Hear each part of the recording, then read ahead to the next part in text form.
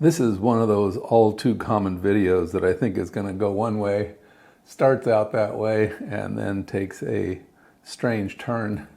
And yeah, I was going to talk about Kester Flux and how you can find the fake stuff online and whatever, and how to watch out for it. Basically, it was the message.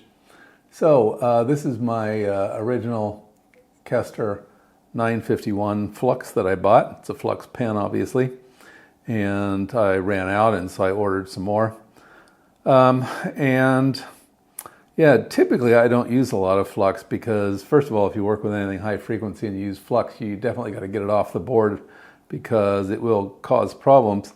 And the other thing is, it is corrosive. If you leave it there long enough, it will cause problems with some of the components. So where I was going to go with this was I was going to show you the original, and then I was going to show you what I ordered, and I was going to tell you that this was fake stuff.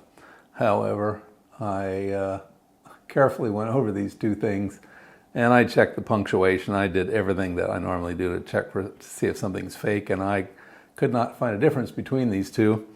And what made me wonder about it was this was about $5, and this was about a third of that price. So yeah, I was pretty sure that they couldn't sell it for that. So yeah, I was getting, I was surprised. I was getting ready to tell you how it was, this was fake and all that. And then it occurred to me to go look on the Kester website. And it turns out both of these are fake. The real Kester pens, at least as far as I can tell from anything on the internet, is they don't have these blue stripes on them. So yeah, I got cheated twice. The first time I overpaid for fake.